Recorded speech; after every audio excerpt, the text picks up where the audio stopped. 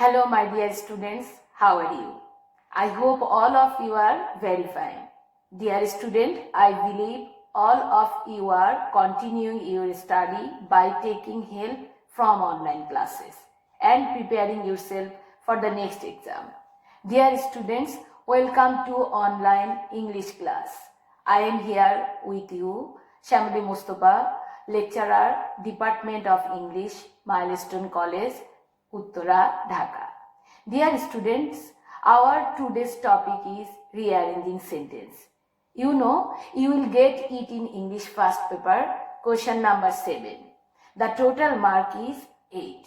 Dear students, you will get 8 sentences in the questions, but they are not in correct or proper order. You have to reassemble them.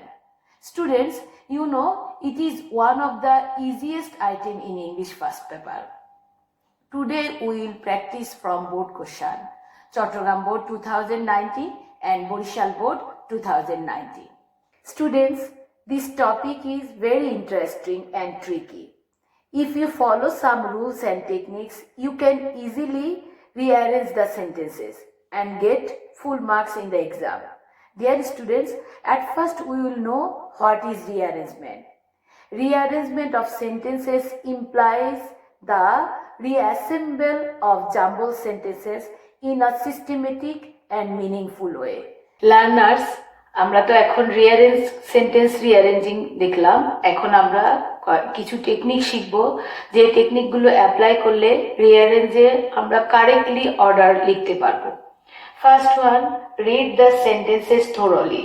That means যেই সেন্টেন্সগুলো total যে 8 sentence jumble আকারে দেওয়া থাকবে, প্রথম থেকে শেষ পর্যন্ত সবগুলো সেন্টেন্স বারবার পড়ব, যতক্ষণ আমাদের সেন্টেন্সের মিনিংটা বা সেন্টেন্সের মেইন স্ট্রিমটা আমরা ধরতে পারি। Then try to understand the meaning. That means সেন্টেন্সগুলো থেকে সেন্টেন্সের মিনিংগুলো বোঝার চেষ্টা করব। Find correlation among the sentences. সেন্টেন্সগুলোর মাঝে কোনো কোহেরেন্ট বা কোরিলেশন আছে, কোন সেন্টেন্সটার পরে পরবর্তী সেন্টেন্সের সাথে কোনো লিঙ্ক ওয়ার্ড আছে কিনা ওইগুলো আমরা খুঁজবো। Right the serial of the sequence in box. সেই সেন্টেন্সগুলোর প্রথমে একটা সিকোয়েন্স দেওয়া থাকে, suppose A B C D, sometimes Roman হরফ অলসো অ্যাভেলেবল, যেটাই থাকবে সেটা আমরা সিরিয়ালগুলো আমরা দুইটা রো লিখবো। দুইটা রোয়ে ফার্স্ট রোতে 1 2 3 এইভাবে করে আমরা একটা সিরিয়াল লিখবো, আর সেকেন্ড রোতে কারেক্ট অর্ডার মেনটেন করে ওই সেন্টেন্সগুলোর যেই সিকোয়েন্সটা আছে সেটা লিখবো। Write the sentences in a paragraph. Students, সবগুলো সিকোয়েন্স যখন তুমি একটা অর্ডার করে ফেলবে, লেখা পরে সিকোয়েন্সগুলো লেখার পরে পুরাটা স্টোরি একটা প্যারাগ্রাফ আকারে লিখবে, কিন্তু তখন তোমরা আর সিকোয়েন্স বা সিরিয়াল নাম্বারটা লিখবে না, সেন্টেন্সগুলোকে আলাদাভাবে না লিখে প্যারাগ্রাফের মধ্যে লিখবে। এতক্ষণ আমরা যে টিপস বা টেকনিকগুলো দেখেছি, এইগুলো ফলো করে আমরা যদি রিঅ্যারেঞ্জ লেখার চেষ্টা করি, তাহলে আমাদের সেন্টেন্সের অর্ডারটা কারেক্ট হবে এবং প্রপার হবে। ডিয়ার স্টুডেন্টস, এখন আমরা দেখব রিঅ্যারেঞ্জ কোন কোন টপিকগুলোর উপরে সবসময় হয়ে থাকে। বেশিরভাগ দেখা যায় কোনো ফেমাস পার্সোনালিটিস, যেমন রবীন্দ্রনাথ ঠাকুর, কাজী নজরুল ইসলাম, নেলসন ম্যান্ডেলা, বঙ্গবন্ধু শেখ মুজিবুর রহমান, কুদরতি খোদা, এরকম ফেমাস পার্সোনালিটিস যেমন আইনস্টাইন, সক্রেটিস, এই ধরনের ফেমাস ব্যক্তিত্ব আছে যারা সমাজে, এই পার্সনদের অটোবায়োগ্রাফি বা তাদের লাইফ স্টাইল নিয়ে রিঅ্যারেঞ্জমেন্ট হয়। আবার হতে পারে কোন স্টোরি অর ফেবলস, যেমন আমরা এইসবের গল্পগুলো জানি যেগুলাতে মরাল থাকে, এই স্টোরিগুলো যখন আমরা রিঅ্যারেঞ্জমেন্টে পাবো, তখন স্টোরি অরিজিনালি যেরকম সেই থিমটা, সেই স্টোরিটা মাথায় রেখে আমরা রিঅ্যারেঞ্জমেন্ট লিখবো। এছাড়াও হতে পারে কারেন্ট অ্যাফেয়ার্স অথবা কারেন্ট কোনো ইভেন্টস নিয়ে, যেমন ফুড অ্যাডাল্টারেশন হতে পারে বা হায়ার এডুকেশন, এগুলো নিয়ে আমাদের অনেক সময় রিঅ্যারেঞ্জমেন্ট হয়। এছাড়া আরো আমরা কিছু রিঅ্যারেঞ্জমেন্টের টপিকে দেখতে পাই, যেমন হিস্টোরিক্যাল ইভেন্ট অথবা হিস্টোরিক্যাল প্লেস নিয়ে বা ফেমাস কোনো প্লেস নিয়ে, যেমন আমাদের আছে ন্যাশনাল মেমোরিয়াল, ষাট গম্বুজ মস্ক। লার্নার্স, যখন আমরা কোনো ফেমাস পার্সোনালিটির অটোবায়োগ্রাফি বা জীবন কাহিনী নিয়ে কোনো রিঅ্যারেঞ্জের জাম্বল সেন্টেন্স দেখি, প্রথমে আমরা ইন্ট্রোডাকশনটা খুঁজবো। সেন্টেন্সগুলো থরলি পড়ার পরে ইন্ট্রোডাক্টরি যেই সেন্টেন্সে ওই পার্সোনালিটিকে ইন্ট্রোডিউস করা হয়েছে সেটা লিখবো। দেন বার্থ প্লেস অ্যান্ড ডেট, ওই পার্সনের কোনো বার্থ প্লেস অথবা তার বার্থ ডেটটা দেওয়া থাকলে সেটা দিব, যদি প্যাসেজে দেওয়া থাকে, সেন্টেন্সে দেওয়া থাকে। তারপরে ফ্যামিলি ব্যাকগ্রাউন্ড নিয়ে কোনো ইনফরমেশন থাকলে স্টুডেন্টস, প্যারেন্টস অথবা সিবলিংস নিয়ে সেই ইনফরমেশনটা ইনপুট করব। After that we will write the information about childhood, তার আর্লি লাইফটা কেমন ছিল বা তার চাইল্ডহুড কোথায় কেটেছে, কোন প্লেস, এই ধরনের কোনো ইনফরমেশন থাকলে সেটা ইনপুট করব প্যাসেজে যদি থাকে। তারপর এডুকেশনটাকে আমরা প্রায়োরিটি দিব, কোথায় পড়াশোনা করেছে, এই ধরনের তার কি ধরনের পড়াশোনা, কতটুকু কমপ্লিট করেছে, এই রিলেটেড কোনো সেন্টেন্স থাকলে চাইল্ডহুডের পরে এডুকেশনটা দিব। তারপর আমরা আনবো ক্যারিয়ার অথবা প্রফেশন, তার ক্যারিয়ার বা সে কোথায় জব করতো বা তার প্রফেশন কি ছিল, এই ধরনের কোনো সেন্টেন্স থাকলে এডুকেশনের পরে আমরা ক্যারিয়ারটাকে রাখবো। তারপর ক্যারিয়ারের পরে আমরা দেখব যে ওই ফেমাস পার্সোনালিটির কন্ট্রিবিউশন অথবা অ্যাক্টিভিটিস যা সে সোসাইটির জন্য, ম্যানকাইন্ডের জন্য করেছে, সেই কন্ট্রিবিউশনটাকে আমরা তারপরে রাখবো। এরপর অ্যাওয়ার্ড অথবা অ্যাচিভমেন্ট, তার লাইফ টাইমে সে কোনো অ্যাওয়ার্ড বা কোনো অ্যাচিভমেন্ট বা কোনো প্রাইজ পেয়েছে কিনা, সেই ধরনের কোনো ইনফরমেশন থাকলে তারপরে দিব। অ্যাওয়ার্ড, অ্যাচিভমেন্ট অথবা প্রাইজ নিয়ে কোনো ইনফরমেশন থাকলে সেটা দেওয়ার পরে আমরা খুঁজবো যে ওই পার্সনের ডেথ রিলেটেড কোনো ইনফরমেশন আছে কিনা, ডেথের ডেট অথবা প্লেস, সেই ইনফরমেশনটা দিব। এরপরে অনেকের আফটার ডেথ কোনো ইনসিডেন্ট যদি হ্যাপেন্ড হয় তো সেটা ফোকাস করা হয় সেন্টেন্সে, তখন আমরা ডেথের পরের ইনসিডেন্টটা লাস্টে দিব। এইভাবে আমরা ক্রোনোলজি মেনটেন করব যখন আমরা কোনো ফেমাস পার্সোনালিটির অটোবায়োগ্রাফি লিখব। ওকে স্টুডেন্টস, এতক্ষণ আমরা রিয়ারেঞ্জ কিভাবে লিখবো, কিভাবে আমরা কোহেরেন্টটা মেনটেন করে সেন্টেন্সগুলোকে সাজাবো সেই সম্পর্কে অনেক টেকনিক শিখেছি। আশা করি তোমরা বুঝতে পেরেছো। এখন আমরা একটা বোর্ড কোশ্চেন প্র্যাকটিস করব। প্রথমে প্রশ্নটা দেখো, আমরা কোশ্চেন পেপারে প্রশ্নটা কিভাবে পাবো। Put the following part of the story in correct order to make the whole story. Chattogram Board 19. In the evening, a lion entered the cave. আমরা সেন্টেন্সটা পড়বো, সবগুলো সেন্টেন্স প্রথমে পড়বো। দেখা যাচ্ছে যে ফার্স্ট সেন্টেন্সে বোঝা যাচ্ছে এটা একটা story. One day he fled from his master's house and took shelter in a cave. Once upon a time there lived a young man named Androcles. এখানে আমরা দেখছি যে প্রথম সেন্টেন্সের ওয়ান্স আপন এ টাইম একদা অ্যান্ড্রোকলস নামে একজন ইয়াং ম্যান ছিল। হি কেম নিয়ার অ্যান্ড্রোকলস অ্যান্ড লিফটেড হিজ প, সে অ্যান্ড্রোকলস এর কাছে আসলো এবং তার পটা তুলে ধরলো। He was caught by a slave merchant who sold him to a rich man in another country. Slave merchant, এখানে হি হলো, আমরা ধরে নিচ্ছি যে সাবজেক্ট তাকে মিন করছে, এখানে প্রোনাউন দিয়েছে যে তাকে সোল্ড করা হলো, বিক্রি করা হলো একজন রিচ ম্যানের কাছে। The lion seemed wounded as he was groaning. লায়নটাকে মনে হচ্ছে যে গ্রোন করছে এবং সে আহত অবস্থায় আছে। His master was very bad and inflicted heavy tortures on him. His master means এখানে অ্যান্ড্রোকলস এর মাস্টারকে মিন করছে, তার মুভমেন্টটা বলছে যে তার উপরে, অ্যান্ড্রোকলস এর উপরে অনেক টর্চার হতো। He took the lion's paw in his hand. এই সেন্টেন্সে আমরা আবার দেখছি যে লায়ন্স এর সাথে অ্যান্ড্রোকলস এর ইনসিডেন্ট এসছে। And removed a big thorn from it. The lion was relieved of his pain. Lion তার ব্যথা থেকে মুক্তি পেল। এখন আমরা আনসারে যখন লিখবো স্টোরিটা মাথায় রাখবো। স্টোরিটা মাথায় রেখে আনসার লিখবো।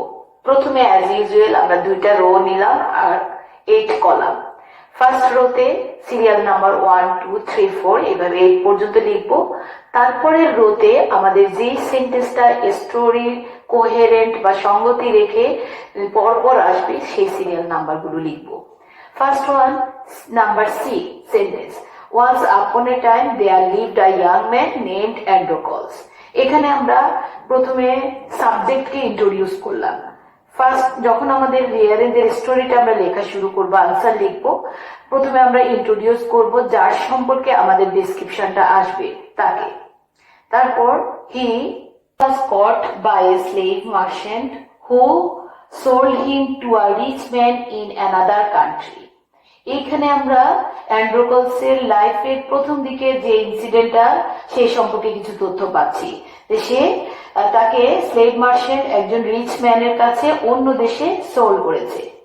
His master was very bad, যার কাছে তাকে বিক্রি করেছে তিনি ছিলেন খুবই রুড এবং inflicted heavy tortures on him, এবং তার উপরে অনেক টর্চার করত।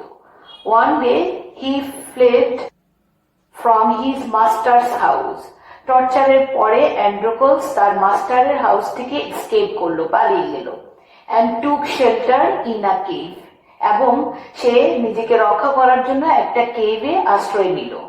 In the evening a lion enter the cave. ওই কেভটা, ওই গুহাটা ছিল একটা সিংহ। তো সন্ধ্যায় অ্যান্ড্রোকলস দেখলো যে সিংহটা তার গুহায় প্রবেশ করলো। The lion seemed wounded as he was groaning. অ্যান্ড্রোকলস দেখলো যে লায়নকে খুবই আহত লাগছে, কারণ সে গ্রোন করছে, মনে হচ্ছে যেন সে wounded. He came near Androcles and lifted his paw. Lion কি করলো, অ্যান্ড্রোকলসকে দেখে অ্যান্ড্রোকলসের কাছে আসলো এবং তার পটাকে তুলে ধরলো। He took the lion's paw in his hand and removed a big thorn from it. অ্যান্ড্রোকলস দেখলো যে লায়নের পায়ে একটা থর্ন আছে এবং সে তাকে রিলিভ করার জন্য ওইটা খুলে ফেললো, রিমুভ করলো। The lion was relieved of his pain.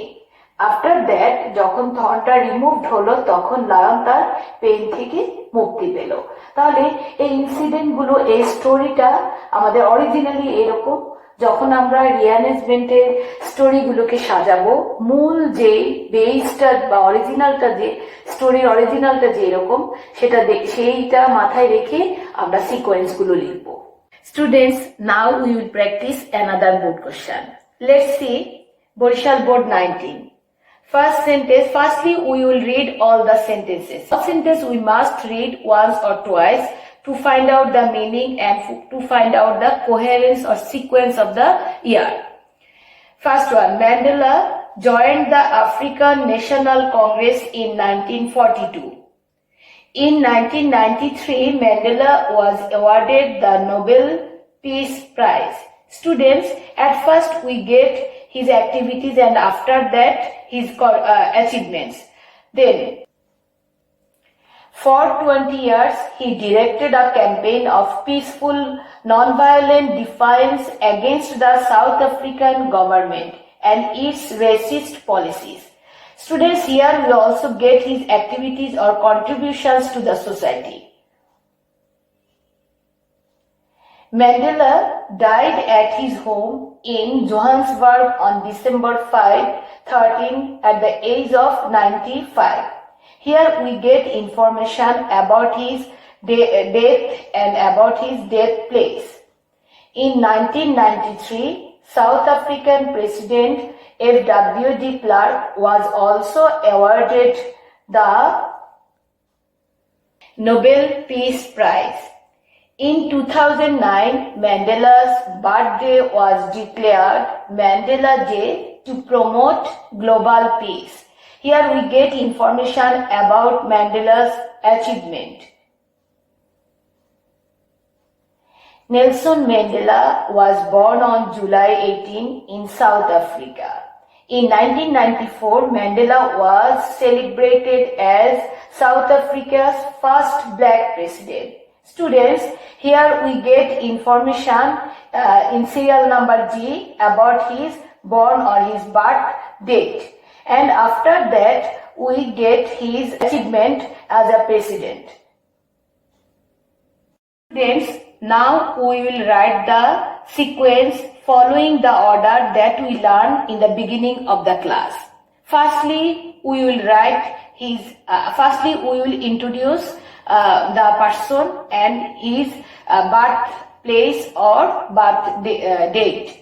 So here we get first one, number G. Nelson Mandela was born on July 18 in South Africa. Then Mandela joined the African National Congress in 1942. Students, in this passage we get focus on the name of different years. So we must maintain that years chronologically.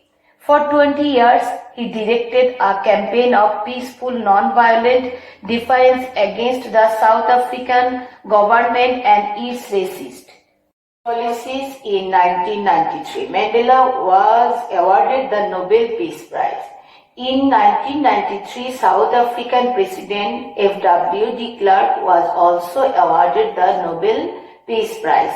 Students, here we get the incidents of Mandela's life during 1993. So, firstly we bring Mandela was awarded the Nobel Peace Prize, and second sentence we get a word also. For that we keep it after this sentence.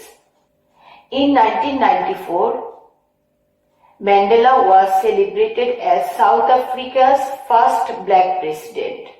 In 2009, Mandela's birthday was declared Mandela Day to promote global peace. That means after 1993, he was awarded Nobel Peace Prize. After that, in 1994, he was celebrated as South Africa's first black president, and in 2009, Mandela Day was declared. Mandela died at his home in Johannesburg on December 5, 2013 at the age of 95. Students, at the end we put the information of his death that we get in the jumble sentences. In this way, you will maintain coherent and chronological order whenever you want to solve or want to write rearrangement of a famous person's autobiography.